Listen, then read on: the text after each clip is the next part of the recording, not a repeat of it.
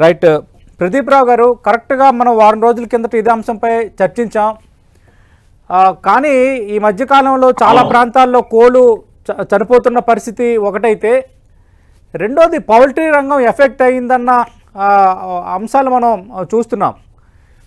మీకేమనిపిస్తోంది? ఇటు మేళాలు పెడితే మాత్రం పబ్లిక్ తండాలుగా వచ్చి పోటీ పడుతున్నారు, చికెన్ బిర్యానీ తినడానికో, లెగ్ పీస్ తినడానికో, చికెన్ ముక్కలు తినడానికో. బట్ వేరాజ్ సేల్స్ మాత్రం తగ్గాయి అంటున్నారు. దానిపై ముందు వివరణ ఇస్తారా? తప్పకుండా. అంటే ఇప్పుడు ఈ బర్డ్ ఫ్లూ అనేది వార్తలలో రావటం, కొన్ని స్టేట్లలో అది ఐడెంటిఫై కావడంతో భారతదేశంలో టోటల్ గా ఈ కొంత చికెన్ తినుడు కానీ, ఎగ్స్ తినుడు కానీ తగ్గిన మాట వాస్తవం.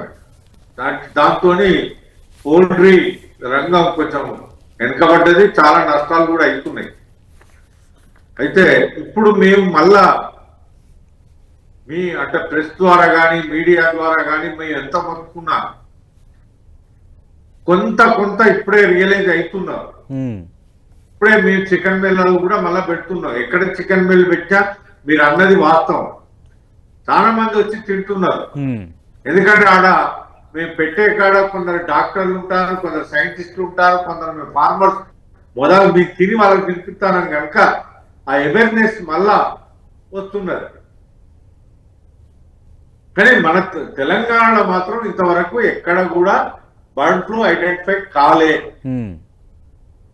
అది మేము మళ్ళొకసారి చెప్తున్నాం. ఎందుకంటే ప్రతి కాడ పోట్లాటి ఎక్కడైతే బర్డ్ చనిపోతున్నాయో అక్కడ మన వెటర్నరీ, మన రాష్ట్ర ప్రభుత్వం తరఫున వెటర్నరీ వచ్చి శాంపిల్స్ కలెక్ట్ చేసి పూనాకు కానీ, మన మధ్యప్రదేశ్ లో ఉన్న ఆడికి కానీ పంపడం జరుగుతున్నది. ఎక్కడ మన ఇంతవరకు జరగలే. ఎక్కడైతే ఆంధ్రాలో వస్తున్నదో అక్కడి నుంచి ఇక్కడికి మనం చాలా ప్రివెంటివ్ గా అక్కడి నుంచి కోళ్ళను కానీ, గుడ్లను కానీ, మనుషులను కానీ రాకుండా ఆపుతున్నాం. దాంతో తెలంగాణలో ఇంతవరకు ఎక్కడ ఐడెంటిఫై కాలే. ఓకే. కానీ హైదరాబాద్లో ఏమైనా మేళా నిర్వహించే ఛాన్స్ ఏమైనా ఉందండి భారీగా? గతంలో మీరు నిర్వహించారు మరి నిజాం గ్రౌండ్స్లో. అవును, ఇప్పుడు చేస్తున్నాం సార్. ఇప్పుడు వరంగల్లో చేస్తున్నాం, జిల్లా హెడ్ క్వార్టర్స్ చేస్తున్నాం. కొంత ఇప్పుడు అట్లనే భారీ లెవెల్లో కూడా హైదరాబాద్ లో ప్లాన్ చేస్తాం. చేసి అందరితో తిప్పించి మళ్ళా మీడియా ద్వారా, ప్రెస్ ద్వారా మళ్ళా అందరికి అంటే ధైర్యం చెప్పడానికి మళ్ళా ఇట్లాంటి ప్రోగ్రామ్స్ చేస్తాం. లేకపోతే పౌల్ట్రీ పూర్తిగా దీని మీద లక్షల మంది బతుకుతున్నాం. ఇది మంచి న్యూట్రిషన్ ఫుడ్. మేము బతుకుడే కాదు, కరోనా పీరియడ్ లో మీకు తెలుసు చికెన్, గుడ్డు ఎంత మందిని హెల్దీగా ఉంచడానికి అబ్సల్యూట్లీ కారణం.